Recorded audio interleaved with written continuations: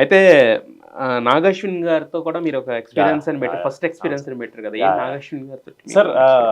ఇది ఎలా స్టార్ట్ అయింది సార్, నాగేశ్వన్ గారు మా కాలేజ్ అలుమ్నై సార్. ఆయన 2004 బ్యాచ్ 2005 బ్యాచ్ నేను చదివిన కాలేజ్లో. కాలేజ్ ఫెస్ట్కి నేను వన్ ఆఫ్ ద ఆర్గనైజర్ ఉన్నప్పుడు నాగేశ్వన్ గారిని పిలవాలి, నంబర్ ఏమైనా దొరుకుతుంది అంటే ఉన్నా కదరా తెలుగు ఇండస్ట్రీ మందే అని చెప్పి నేను ఇంకా నాకు మామయ్యకి వీళ్ళందరూ కాల్ చేసి నాకు ఎలాగైనా సార్ నాగేశ్వన్ గారి నంబర్ కావాలని చెప్పి తీసుకుని మా వాళ్ళకి ఇచ్చాను. సార్కి ఏం ఆయన వచ్చారు. Then I introduce myself. ఆయనకి ఆబ్వియస్లీ అన్న అంటే అప్పటికి తెలిసి ఉంటుంది సార్, అన్న ఆల్రెడీ అప్పటికి డెబ్యూ చేశారు కాబట్టి. దెన్ అదే సార్ సంతోష్ వాళ్ళ తమ్ముడిని సార్ అది అని. నేను ఆబ్వియస్లీ ఆయన పెద్ద డైరెక్టర్ కాబట్టి 1-2 days ఆయన వెనకాల తిరిగాను మొత్తం. ఏదో ఎన్నో క్వశ్చన్స్ అడిగాను, పాపం చాలా రిట్రీట్ చేశాను ఆయన్ని. దాని తర్వాత ఆయన వచ్చేసారు, అయిపోయింది. సడన్ గా ఒక రోజు నా నంబర్ అడిగారని తెలిసింది. దాని తర్వాత ఆయన డైరెక్ట్ మెసేజ్ చేశారు, ఇలా ఒక ఆడిషన్ ఉంది నెక్స్ట్ వీక్ వస్తామన్నారు. కరెక్ట్ నెక్స్ట్ వీక్ వెళ్దామని కాబట్టి కోవిడ్ వచ్చింది సార్. అయిపోయింది, ఒక 4-5 నెలలు అయిపోయింది. దాని తర్వాత దాంతో మళ్ళీ రిలాక్సేషన్ ఓపెన్ అయింది. దాని తర్వాత మళ్ళీ ఆడిషన్ చేయమన్నారు, ఇంట్లో చేసి పంపించాను. ఓకే ఓకే కలుద్దాం అని చెప్పారు, కలిసాం.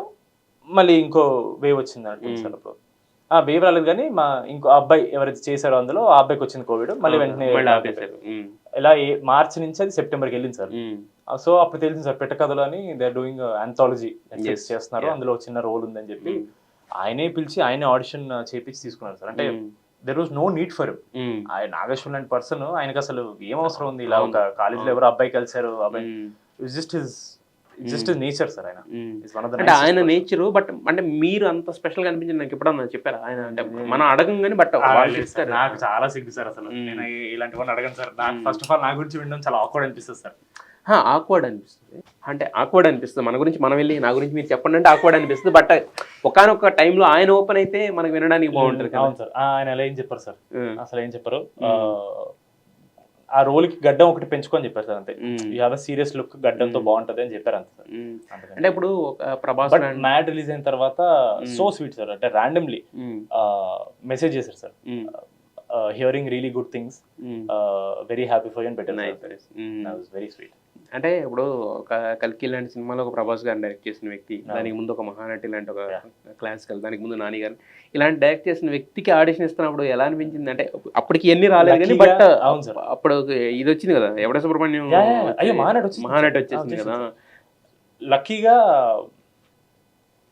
ఇంకోటి ఇది కూడా అనౌన్స్ అయింది సార్, ఐ థింక్ ప్రభాస్ అన్నతో చేస్తున్నారు అదే అనౌన్స్ అయింది సార్. లక్కీగా నేను డైరెక్ట్ గా ఆడిషన్ ఇవ్వలేదు సార్, ఇంట్లో కోవిడ్ టైం కాబట్టి రికార్డ్ చేసి పంపిమన్నారు. అది కూడా ఎంత ఫన్నీ అంటే నేను అందులో చేసి చాలా ఓవర్ యాక్షన్ చేశాను సార్. చాలా ఓవర్ యాక్షన్ చేశాను. అక్కడ వెళ్ళి చేసినప్పుడు అవునా ఇదా కావాల్సింది, మరి నన్ను ఎందుకు సెలెక్ట్ చేశాను, అందులో అంత దరిద్రంగా ఓవర్ యాక్షన్ చేశాను కదా అని మైండ్ లో అనుకున్నాను.